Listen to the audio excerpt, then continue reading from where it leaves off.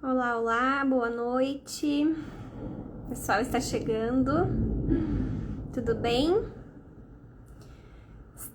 Vamos iniciar, né? Aguardar aí todos. Então, vou aproveitar esse tempinho inicial aqui para me apresentar, ok? Só me falem, por favor, se estão ouvindo, está tudo certo com o som. Tudo certo com a imagem também, né? Para que possamos iniciar, ok? Então, eu sou Leciane Susba, eu sou professora de Artes da Linguagem aqui da Academia Dulcis Domus. E hoje nós falaremos do capítulo 5 do nosso livro Now and Tell, da Karen Glass, tá? Os outros professores já fizeram outras lives, que inclusive já estão salvas aí para quem está chegando por aqui hoje. E vocês podem acompanhar, então, as lives ficaram gravadas, tá? E hoje nós falaremos, então, do capítulo 5, o desenvolvimento da narração escrita.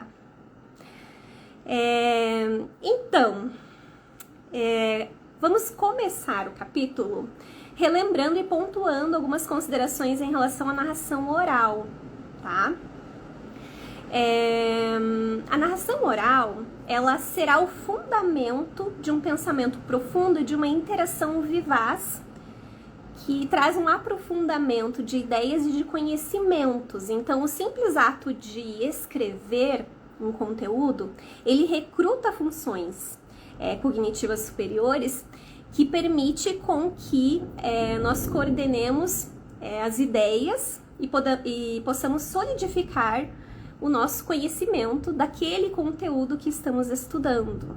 Então, a autora, nesse comecinho aí do capítulo, ela nos conta, nos apresenta o conceito de narração silenciosa, tá? Mas o que seria a narração silenciosa? Não sei se alguém já conhece esse termo, mas a narração silenciosa nada mais é do que o que os adultos fazem ao relembrar a leitura de um livro, então, ou deveriam fazer, né? Nós começamos a leitura de um livro e, de repente, vamos lá continuando a leitura e relembramos de algumas das ideias da história, organizamos os pensamentos, damos continuidade à sequência da história, tá? Para que possamos estruturar como que a história está acontecendo. Então, esse processo de narração silenciosa, ele deve ser estimulado nos adolescentes, principalmente para que os adolescentes possam adquirir mais independência. E isso pode ser também, essa prática pode ser útil a eles posteriormente, para que eles possam, em contextos futuros, utilizar esse exercício. Então, por exemplo, na universidade ou até no trabalho. E aí a autora nos lembra de que a narração oral, ela pode ser muito valiosa, no caso ali dos estudantes mais velhos, nos adolescentes, ela pode ser realmente valiosa assim, ela pode ser interessante pra gente nas interações sociais. Pensem só, os adolescentes, eles realmente têm essa necessidade, né, maior de interação, aí tem todo também uma dificuldade, às vezes, nessa fase, e isso pode ser realmente favorável, né? A gente tem aí a capacidade de nos comunicar até de uma forma um tanto quanto diferenciada, não é mesmo? Propiciando discussões, interações realmente interessantes nesta fase. E aí nós podemos nos perguntar agora, nesse momento, então, será que por praticar a narração oral, como já falamos em outras lives, né, já temos a ideia aí da narração oral, será que se nós praticamos a narração oral, quando começarmos a narração escrita, já teremos fluência? Será, pessoal? Que já começamos assim e de repente já conseguimos ser fluentes na narração escrita? É claro que não, tá? Não imediatamente. Então, elas não são iguais, elas dependem de processos um pouco diferentes, assim, processos recrutam funções diferentes, é um pouco mais elaborado, exige uma reflexão, tá? Mas, como já sabemos, é um processo, assim como a narração oral. Então, no começo, a autora nos conta que as narrações, elas são somente narrações escritas, ok? E que, posteriormente, é que de fato, o jovem cria composições formais, tá? Então, nós trabalharemos a técnica escrita de uma forma formal, de composição formal, posteriormente. É um processo, tá? Assim como o da narração oral. E todo o processo inicial da narração é justamente direcionado para que a criança possa desenvolver habilidades de pensamento, organizar, estruturar o pensamento.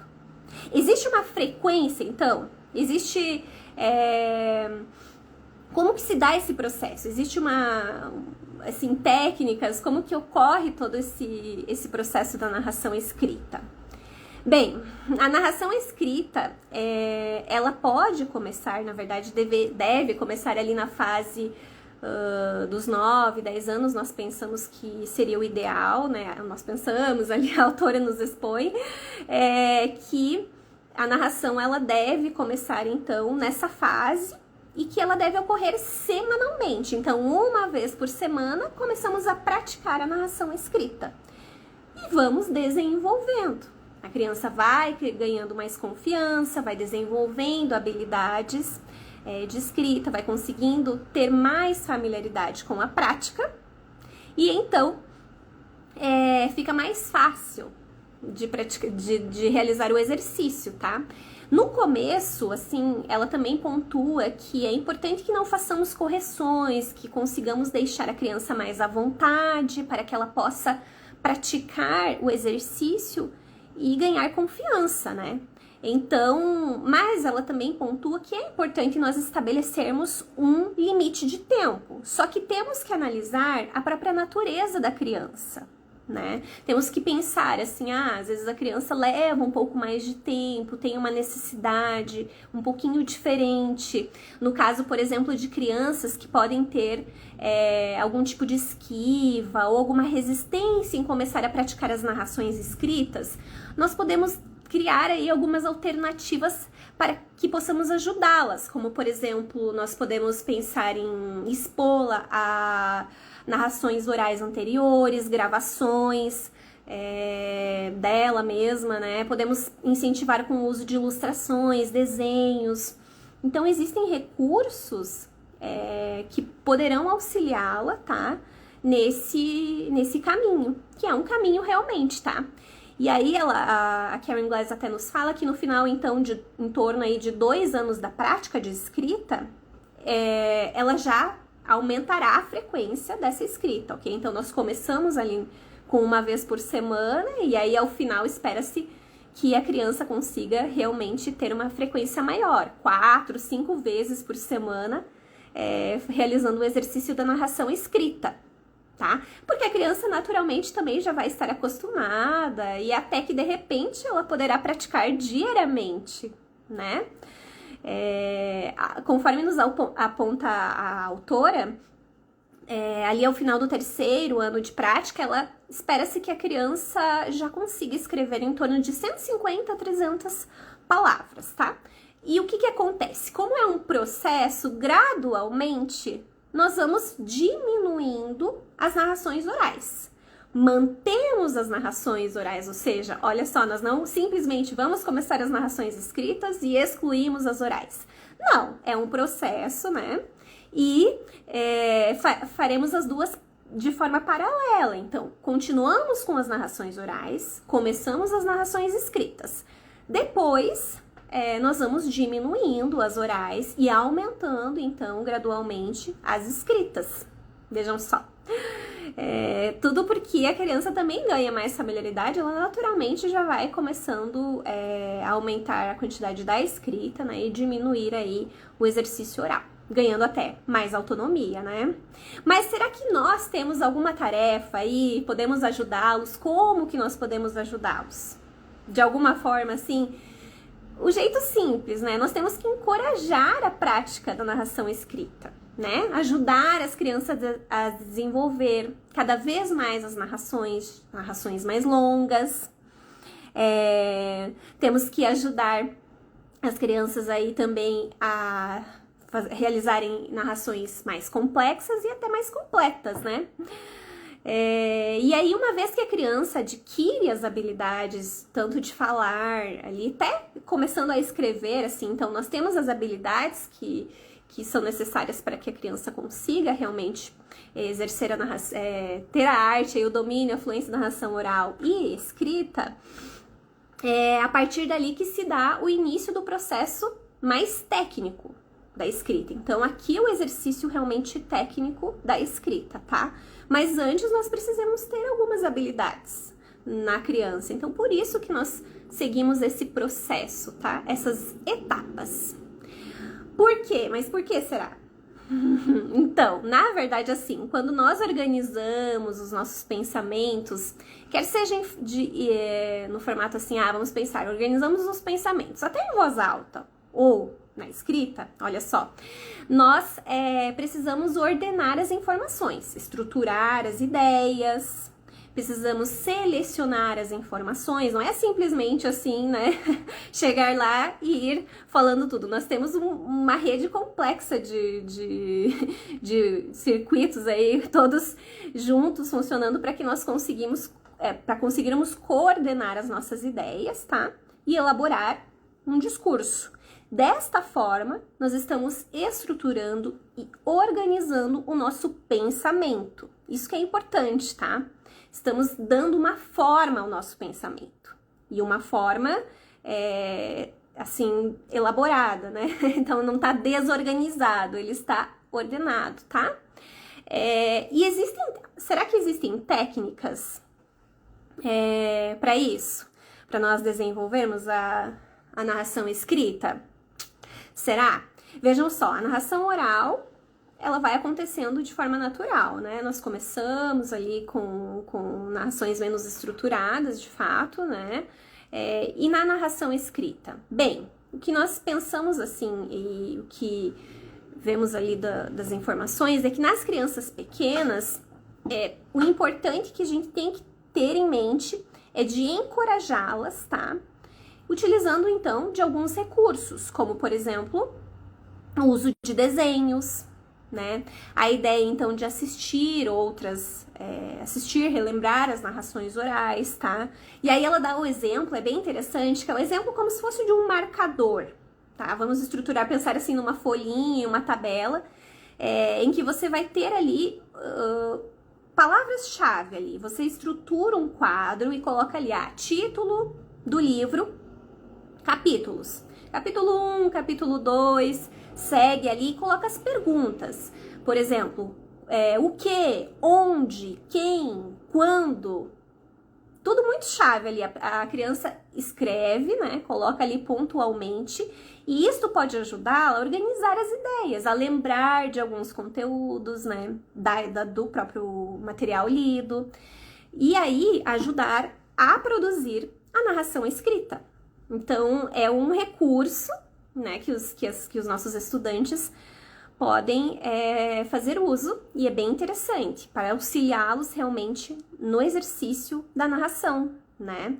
Depois, nós fechamos, assim, essa ideia de que a fluência, então, conforme vamos praticando a narração e adquirindo maior domínio dessa arte, nós adquirimos a fluência, só que esta fluência ela é adquirida da prática e não da instrução. Então não adianta nós ficarmos ali explicando, faz assim, faz assado, não sei o que, porque se a criança não praticar, ela não vai melhorar, assim como qualquer arte, né? A música, o desenho, nós temos que realmente praticar para desenvolver e nos aperfeiçoar na arte.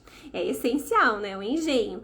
Claro que aí nós temos até que lembrar que existe realmente aquela aptidão, né? Existem crianças que têm uma aptidão, as pessoas têm dons e Tem pessoas realmente que tem, você percebe, assim, você vê pela narração, às vezes até iniciante, assim, acabou de começar e você vê, nossa, realmente tem talento, né? Isso é natural, como todas as artes, né? E então, mas assim, não significa que se a pessoa não tem aquele dom natural, ela não vai, né, poder desenvolver e praticar. A gente tem que continuar praticando, né? A autora nos apresenta, então, de forma estruturada, como que nós vamos desenvolver a narração escrita. Então, por etapas. É um processo, começamos com uma vez semanalmente, pensamos aí na fase do 4º ano, em torno de 9 a 10 anos. Ao longo do tempo, vamos, né, exercendo constância, praticando e aí aperfeiçoando, passamos para 2 vezes por semana, tá? Depois 3 vezes por semana. No momento ali que chegarmos a 3 vezes na semana, já podemos começar a estruturar algumas regras, porque o ideal é que no começo seja uma coisa mais livre, deixaremos as crianças mais livres. Então, quando chegarmos aí a narrações mais frequentes, 3 vezes por semana, por exemplo, aí já introduzimos algumas ideias assim de, por exemplo, temos que lembrar que tem a pontuação, né, que tem a necessidade de nós aumentarmos as narrações, que as narrações precisam ser longas, tá? Então, começamos com algumas regrinhas que não são tão pontuadas no começo, né? Lembrando que aqui a narração é escrita, né? Não é a prática da composição formal, tá? E também oferecer opções criativas para que ali os alunos eles consigam realmente se interessar mais, né? Ter mais atração e realmente estimulá-los a praticar o exercício da narração escrita. Podemos pensar em ilustrações, eventualmente quando eles são menores. Às vezes até ela dá o exemplo de um diálogo, então o aluno seleciona e cria um diálogo entre alguns dos personagens. Pode pensar assim, se coloca em uma batalha, é o repórter, então recursos, recursos adicionais que podem estimular o adolescente, a criança na prática da narração, né? Depois, então, dessas 3 vezes semanais, 4 vezes e por fim, lá no finalzinho, vamos diariamente, né? O ideal é que cheguemos, então, à prática da escrita diária, né? Da narração escrita diária e consigamos realmente chegar aí à fluência. São etapas, né? Nós vamos desenvolvendo habilidades e elas nos favorecerão quando chegar o momento aí de nós irmos praticando a escrita mais formal. Boa noite! Já estamos aqui nos finalmente da nossa live de hoje, mas depois ela ficará salva, tá? A todos que de repente perderam, então vocês poderão também compartilhar, tá, pessoal?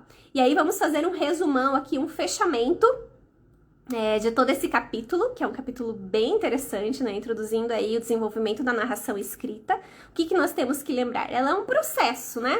Um processo que se dá. Começamos ali na narração oral, narração escrita.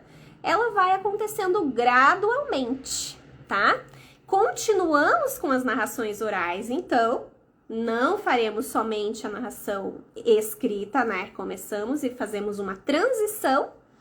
No começo, nós não devemos corrigir as narrações, né? Vamos deixando a criança mais livre, como eu acabei de falar também, as narrações maiores, tá? Então, pensando que nós levaríamos aí, as crianças levariam em torno de 3 a 4 anos para realmente chegar a adquirir a fluência da narração escrita, tá? Que nada mais é do que transpor as ideias realmente, as ideias que nós já formulamos oralmente, né? Já